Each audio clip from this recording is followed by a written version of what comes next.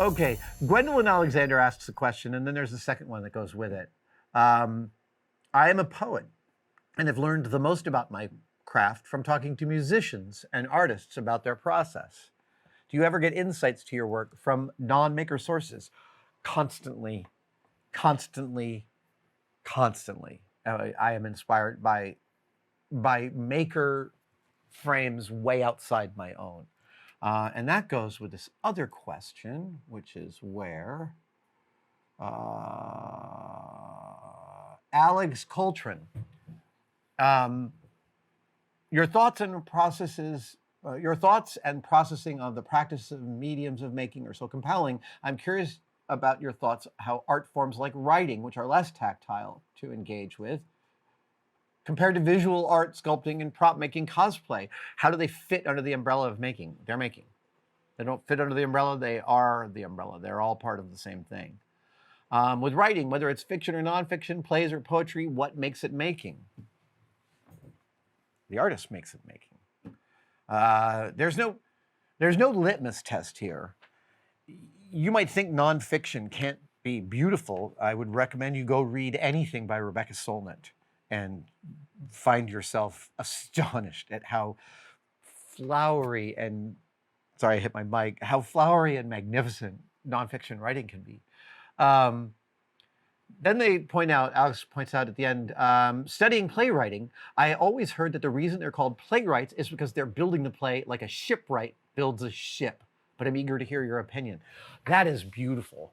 A playwright, yes. I love the idea of the shipwright, the playwright having an equivalence. So you see, Gwendolyn Alexander, why I think of those two questions as the same.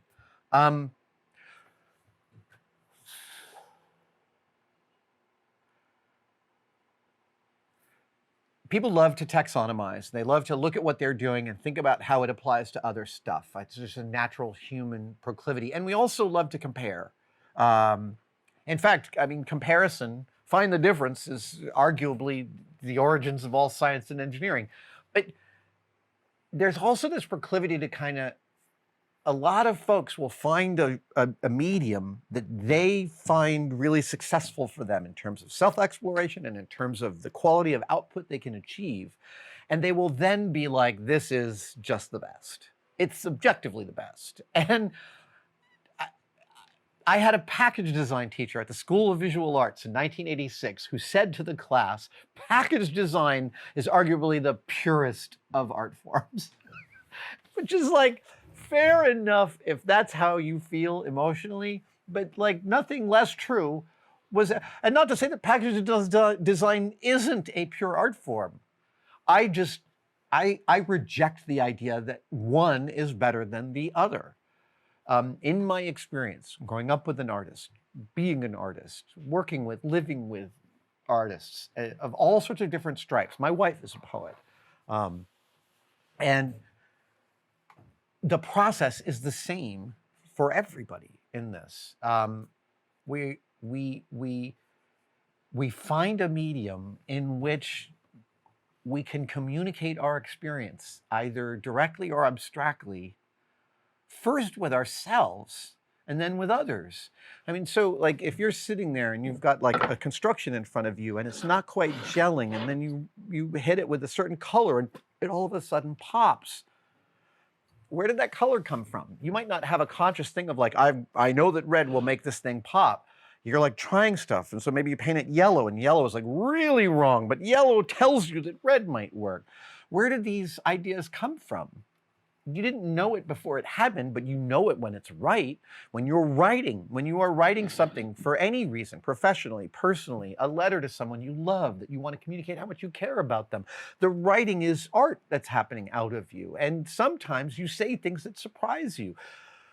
That same surprise, that's why any of us do any of this creative stuff, because we don't know how it's going to turn out. We set off down a path and we have no idea what the destination looks like.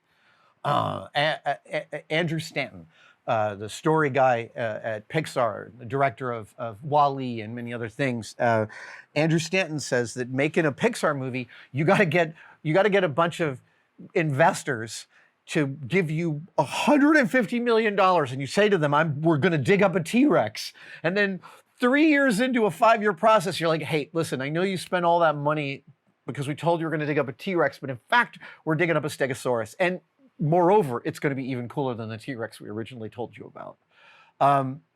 Pixar has, at its best, institutionalized the ability to be surprised late in the process to make something creatively amazing. And the story I'll tell you is in Monsters, Inc., that the scream is the currency of the world that the monsters live in. That was a late addition to the script. It happened after the movie was, I think some on the crew might have thought it was largely completed, but there was a meeting with higher-ups where I think it was Andrew Stanton that said, you guys have to solve the reason for this world. He gave them one axiom, and they figured out that the scream was the currency and that the laugh was its reverse, and the whole movie cascaded. I'm getting chills telling you this. Everything crystallized.